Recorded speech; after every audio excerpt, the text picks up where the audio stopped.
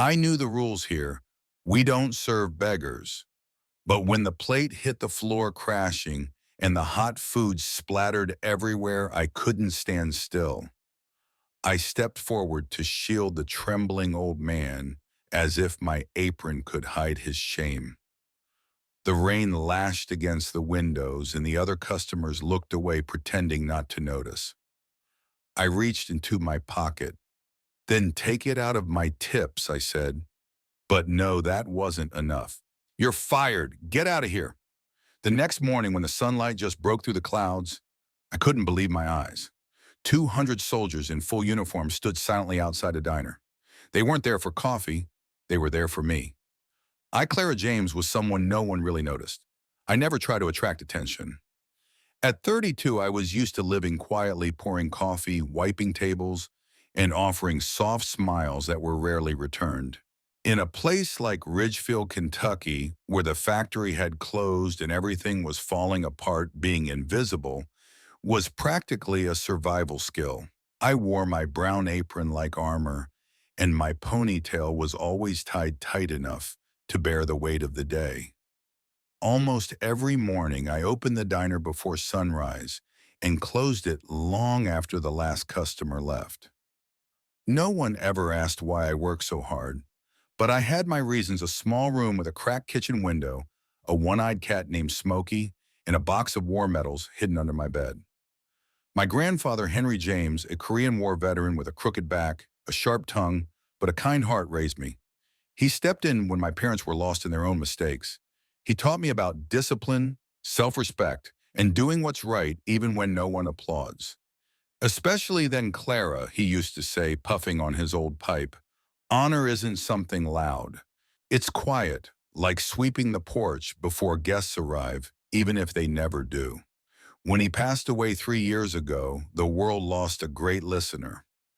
I didn't cry much at the funeral, not because I wasn't sad, but because I knew he wanted me to be strong. Keep your head high, he'd often whisper, even when you feel small. Since then, I'd buried that strength deep inside. I worked the early and late shifts, took care of Smokey, and paid the rent on time. At least until last month, when my roommate lost her job, left without a word, and left me with an overdue bill, half the lease, and an impatient landlord. When I dragged my suitcase and box of belongings to a rented room above a garage, Smokey rubbed his head against my leg and curled up to sleep in a drawer lined with a kitchen towel. That night, I stared at the ceiling, hand resting on Smokey, and promised myself I'd get through it again. My new place was barely a step up from a storage unit. The electrical outlet sparked if you looked at it wrong. The bathroom faucet wailed and my savings were dwindling. But I still woke up at dawn and walked to the diner in the rain. I still smiled at customers, accepted their small change, and secretly brought Smokey a bit of tuna from the kitchen. People often said I was quiet, but what they meant was I never asked for anything.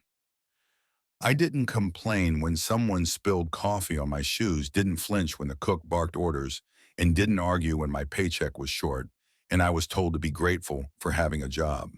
But they didn't see that I noticed everything. I saw which regulars seemed lonelier after their meals, which new dishwashers had unexplained bruises, and especially those who came in from the rain asking only for water, never meeting my eyes. My life was a patchwork of small kindnesses and invisible burdens, and I carried them all without complaint. Sometimes late at night, I'd hold my grandfather's dog tags and Smokey whispering, "We're okay, we're still okay." But honestly, I was so tired, not just physically but emotionally, from all the pretense, all the swallowed injustice, all the watching life go by from the sidelines. I never expected a miracle, just that the roof wouldn't leak again. Then one rainy Tuesday evening, as quiet as any other, the diner door creaked open and a soaked, trembling man in an old military coat limped in. I didn't see a stranger. I saw my grandfather. And in that moment, something shifted. Not in the world, but within me. The rain poured as the diner door opened. A gust of cold wind swept through, and all the customers turned to look. A man stood in the doorway, soaked to the bone. His once green army coat was tattered and heavy with water. A faded U.S. Army insignia barely clung to the sleeve. His beard was gray, patchy, and unkempt. He limped, his left leg bandaged in old gauze. His hands removing a knit cap were calloused knuckles, scarred and swollen. He clutched a small paper bag to his chest like it was made of glass. I was wiping down the counter, removing a stubborn ketchup stain. I didn't flinch. I saw him pause, hesitant, scanning the room, not for a table, but for permission to be there. Most of the other diners looked away, engrossed in their coffee or phones. The previous waitress had said, "People like that don't want help, they want attention." I never believed that. People like that, I thought, usually just want to be invisible. He shuffled to a quiet corner booth, respectful and reserved. He didn't sit, but stood beside the table, hand resting on the back of the seat as if needing support. I walked over, a towel still in hand, my apron already damp. "Evening," I said softly. "Can I get you something warm?" He didn't look at me right away. His eyes were fixed on the floor as if afraid his mere presence would get him thrown out. When he finally looked up, I saw a mix of pain and pride in his tired gaze. "Just a cup of hot water, ma'am," he said quietly. "And maybe if you have some bread you're gonna throw out, I'll take it." His voice cracked, not from weakness, but from the weight of asking. My breath caught in my chest. I'd heard those exact words from my grandfather, recalling a stranger's kindness on a rainy night in Busan, 1952. I nodded. "Let me see what I can do." In the kitchen, a return plate of chicken and dumplings sat under the heat lamp. I took it, carefully plated it with extra buttered bread, and poured a fresh cup of black coffee. I brought it to his table with a small cloth napkin, acting like it was the most normal thing in the world. "This was just sent back," I said, placing it in front of him. "It's still hot." He looked up surprised. "I can't pay for this." I cut him off with a smile. "It's already taken care of, and the coffee's on me." The man stared at the food, unsure whether to cry or run. Slowly, he reached out and took the coffee mug. "You remind me of my wife," he murmured. "She used to do things like this, saying, 'Everyone deserves warmth, especially those who've known too much cold.'" I blinked back, tears. From across the room, the owner saw us. His eyes narrowed, his mouth forming harsh words. But in that moment, I wasn't thinking about rules or consequences. I was thinking about the man in front of me, someone who'd clearly fought for this country only to be forgotten.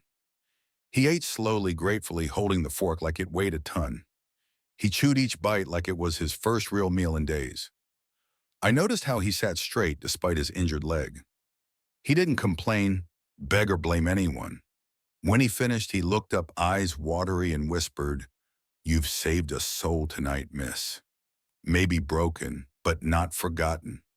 He reached into his coat and pulled out a rusted military dog tag. The chain was worn and dull. He pressed it into my hand. "My name is Eli Turner. If I don't make it through the winter, I want someone to know I was here." And then he stood and disappeared into the rain, swallowed by the gray. I stood frozen, the tag warm in my hand despite the cold. I didn't know what tomorrow held. Rent was due. Smokey needed food. The world would keep turning uncaring. But something inside me had changed. For the first time in a long time, I felt like I'd done something that mattered, even if no one else noticed. The front door slammed open, shattering the moment. The owner, Wayne Becker, stood there, voice harsh and disgusted. "What the hell do you think you're doing?" His bulky frame filled the doorway, eyes fixed on the empty plate. The steam from the meal still hung in the air as if defending me. I stood tall, the dog tag safe in my apron pocket. "He's a veteran, sir," I said quietly. "He asked for hot water and bread. I gave him food that was going to be thrown away." Wayne's voice rose. "This isn't a charity, Clara. I've told you, if people see us feeding the homeless for free, they'll think we're a soup kitchen." A middle-aged couple stirred their coffee, avoiding my gaze. No one spoke. I took a deep breath.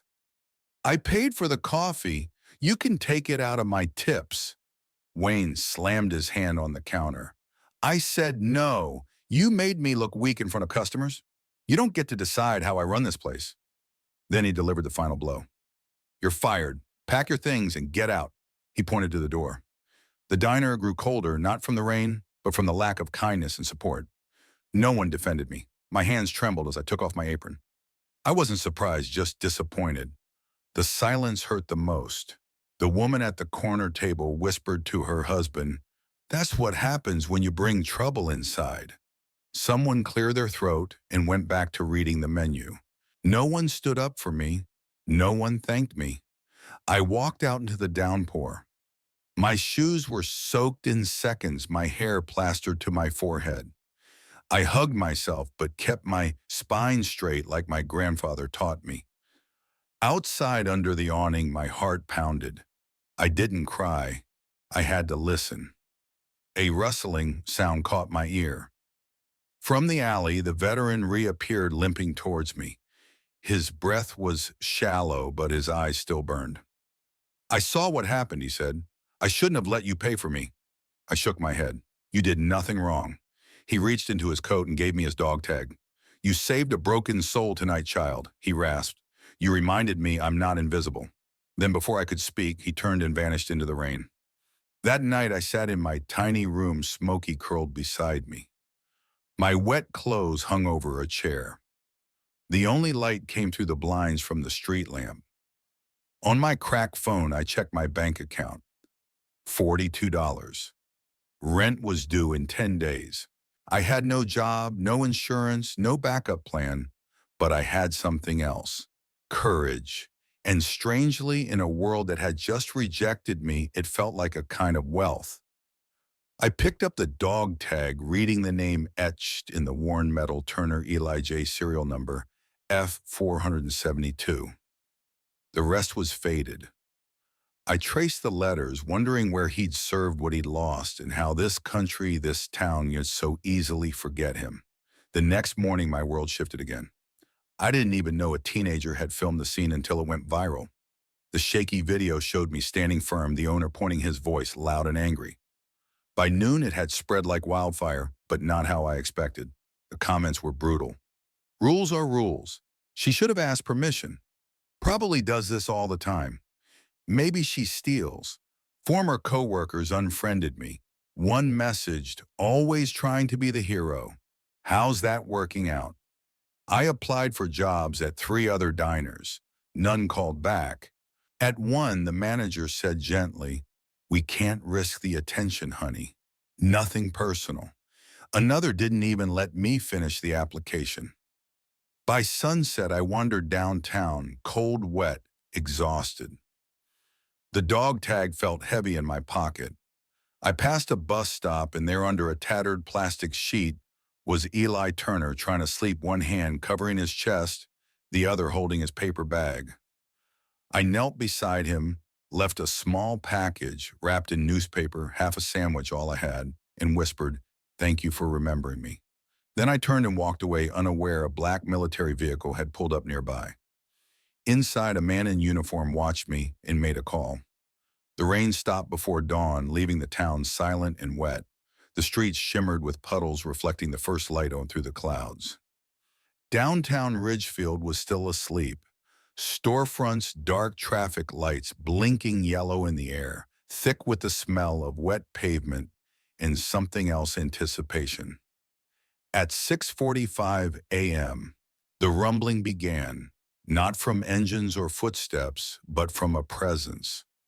One by one, black SUVs entered the narrow main street, forming a silent procession that stopped in front of Billy's Diner. The first to emerge was a soldier in a sharply pressed uniform, chest covered in metal, shoulder square. He paused at the diner door and waited, and behind him a display of discipline and respect unfolded.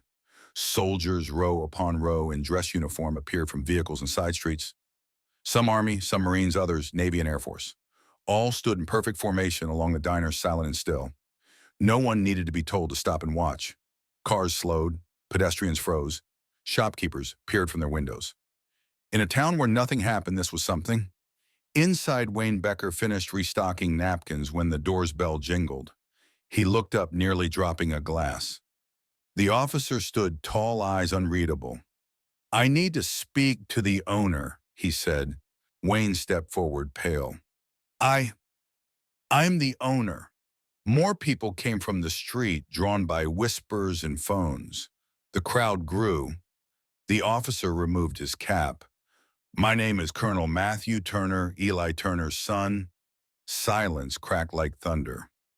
Wayne's mouth opened, but no words came. Colonel Turner continued, voice calm but powerful. "The man you humiliated here yesterday, he's the reason I'm alive."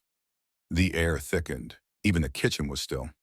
"In 2007, during my third tour in Iraq, our convoy was ambushed. My vehicle was hit. 12 of us were trapped. Your beggar carried me 3 miles under fire with shrapnel in his leg. He refused treatment until we were safe." He took out a laminated citation. The Silver Star. "This is his." Wayne looked around, seeking someone to defend him. No one moved. "He refused help for years," Turner said, the voice breaking slightly. "After my mother died, his PTSD worsened. He disappeared. We searched for months, and now we find him here. Fed and sheltered not by the system, not by the town, but by a waitress you fired." Murmurs rippled outside, phones recording. "Michael Rutherford earned medals most men only dream of." Turner continued, voice steady. "But he told me once medals don't feed the hungry." So he pawned his Silver Star to buy food for a homeless family. He paused. "The waitress who stood up for him yesterday reminded me of the country he thought he'd lost." At that cue, a young corporal entered with a small black case. Inside was the Silver Star Eli had pawned. Turner turned to the door. "Bring her here." I had no idea what was happening until someone knocked on my room's door above the garage. A flushed reporter stood there with a camera crew. "They're asking for you," she said. "The soldiers, the whole block is closed. Colonel Turner, you have to come now." I thought I was dreaming, but the crowd, the eyes, the uniforms, the salutes were real. As I approached the diner, the soldiers parted slightly. Then at once they raised their right hands to their foreheads. 200 soldiers saluted me, a waitress. I froze my throat, tight, breathless. No one spoke. No one needed to. Colonel Turner stepped forward, presenting the medal. "My father wanted you to have this." I shook my head, trembling. "I can't. It's not mine." Turner gently placed it in my hand. "It is now." The aftermath was swift. The diner closed the next day. Suppliers canceled orders. Staff quit. Veterans picketed outside. Wayne Becker vanished from town in weeks. But I didn't gloat, make statements, or post online. I simply returned to what I did best, serving with quiet strength. Only now I had help. A veteran nonprofit offered me a job managing a new community kitchen. The soldiers I'd met that day often volunteered. The line outside my kitchen grew, and so did the warmth inside. And in my office corner, a small wooden box held a folded flag, the Silver Star and Eli's tarnished dog tag, which never left my pocket. Justice doesn't happen overnight. It arrives slowly, like morning light across a windowsill. Quiet, steady, unstoppable. The diner where I once worked was now dark and empty. Its open 24 hours sign was cold, and a sun-faded "for lease" sign flapped in the window. For years it had served truckers, locals, and tourists, but after that morning, the soldiers' morning, it never served anyone again. Across town, something new had taken root. In a former warehouse for broken vending machines, the lights stayed on late. Laughter echoed through the halls. The smell of chili cornbread and coffee filled the air. I was at the heart of it all. The Ridgefield Community Kitchen, run by a veteran nonprofit, offered me the manager role a week after the incident. I hadn't asked for it, never sought attention, but people like Colonel Turner made sure my story was heard, not for applause, but to remind the country what courage truly looks like. On paper, I ran the kitchen. In reality, it was more like family than a job. Former soldiers peeled potatoes with single mothers. High schoolers ladled soup with retired nurse and veterans. Smokey the cat, now a beloved fixture, watched over it all from a windowsill, like a wise general with one good eye and a kind heart. But the most incredible moment came a week after the salute that changed everything. It was just after 4 p.m. The kitchen was winding down when the door creaked open and a little boy walked in no older than 7 or 8. He had sandy hair, oversized sneakers, and a serious expression. In one hand, he held a carefully folded dollar bill. The other held a cookie wrapped in wax paper and tied with string. He walked straight to the counter and looked up at me. "I saw you in the video," he said. "My grandpa was a soldier too. He used to help people, so I wanted to help someone too." He placed the cookie and the dollar on the counter. I knelt down, hands on my knees, trying not to cry. "Can you use this to help someone else?" he asked. I was speechless for a moment. Instead, I placed my hand over my heart the way the soldiers had days before and quietly nodded. No speech, no grand gesture, just a kind act echoing forward.